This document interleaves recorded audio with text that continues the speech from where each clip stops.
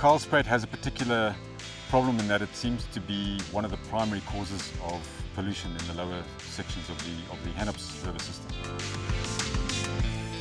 And about 4 years ago, the Department of Water and Sanitation issued a directive to Ekurhuleni telling them that they needed to deal with the Kaalspruit problems. And that was partly because earlier studies had identified that the Kaalspruit in itself is probably responsible for as much as 90% of the pollution in the river system downstream. And the pollution ranges from sewage through to sediment and sand and litter.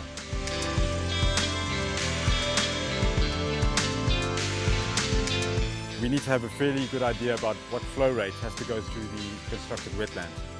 Sometimes there's fecal matter caked up along the sides, sometimes it's not too bad. At the moment the stream doesn't look too bad, there's not too much sewage fungus in here. So when you've got high sewage content, you've got very low oxygen, which means that animals cannot survive. So normally it's a very dead river, this one. When we started on this project in 2016, we found that the situation has deteriorated quite substantially. There was a lot more sediment being washed downstream.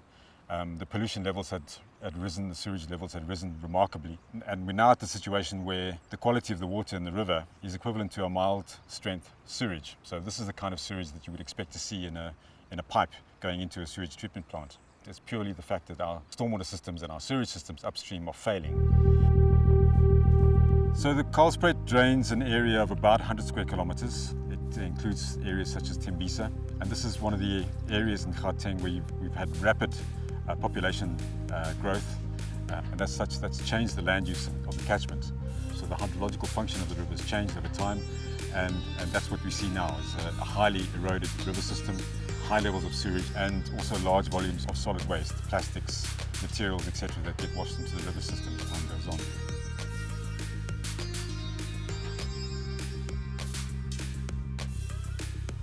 The first problem will always be urbanization. You change a catchment from a felt grass situation to a paved environment, always changes the hydraulic performance of the system, which is why this channel is so severely eroded. It's the flash flooding that does the damage.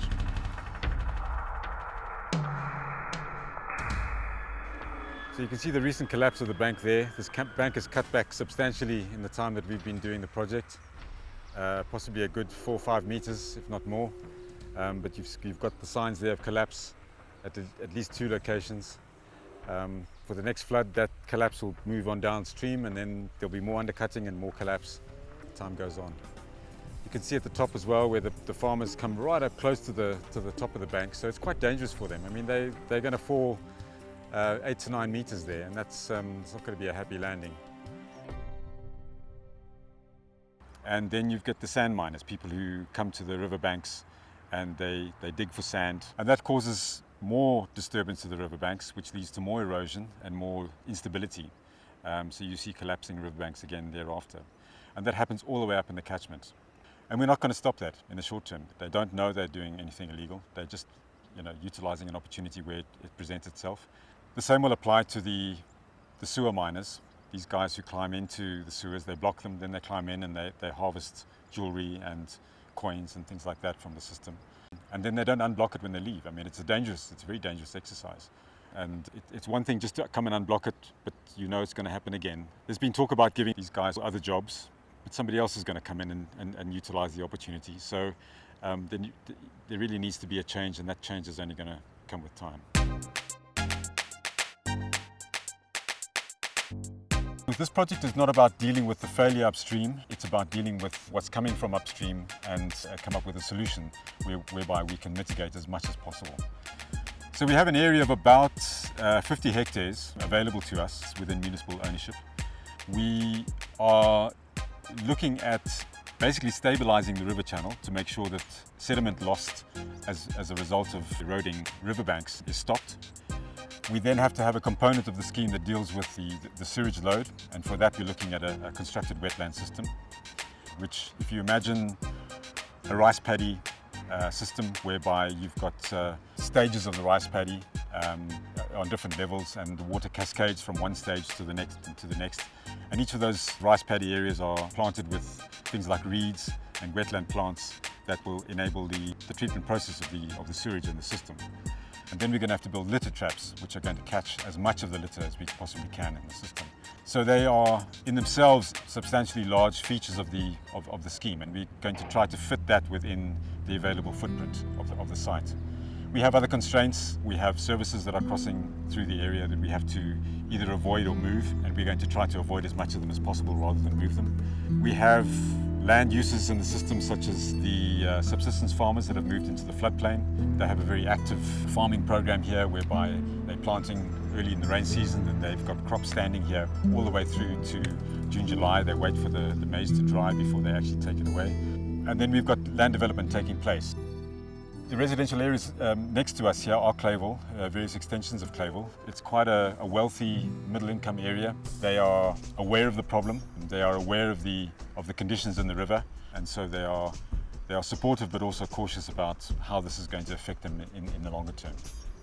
So there's been an environmental impact assessment campaign where they've been involved. The farmers have been involved, and everybody's aware of what the rollout of this project is going to be.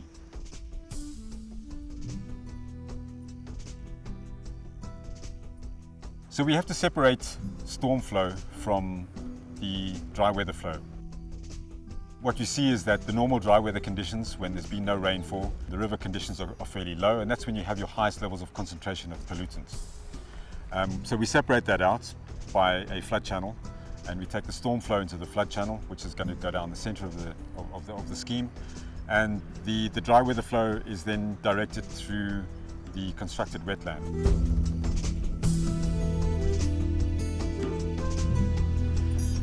So essentially that's what you're going to see is a large green area, some of it with reeds, some of it with open water areas. Visually it'll look a lot better than a treatment plant, but in effect it is actually a treatment plant. We are not going to manage it as an ecological system. It will hopefully have some ecological function, but that ecological function will be secondary to the treatment requirements that we're going to have in the system. There are few who dispute the fact that we need clean rivers. There are a few who dispute the fact that we need to look after our water resources. You know, we're getting 50 megalitres a day of river flow going through the system. I mean, that's a huge amount of water that we are just treating as a waste product and discarding downstream for somebody else to deal with. That's not a sustainable balance. It's not a healthy equation, no matter which way you look at it. So something has to be done. And I think this, in as much as the conditions in the catchment are going to be a lesson for other cities in Gauteng to learn from, and possibly other cities in South Africa. It's the argument of how to look after water resources, especially shared water resources. This is leaving Ekurhuleni, it's going through Tshwane, and it then going downstream into the Hartbeespoort system. Somebody's going to pay for it somewhere along the line. So why should they pay for it when they didn't pollute it in the first place? It's not an easy one to resolve, but I think municipalities overall have a collective responsibility to deal with it.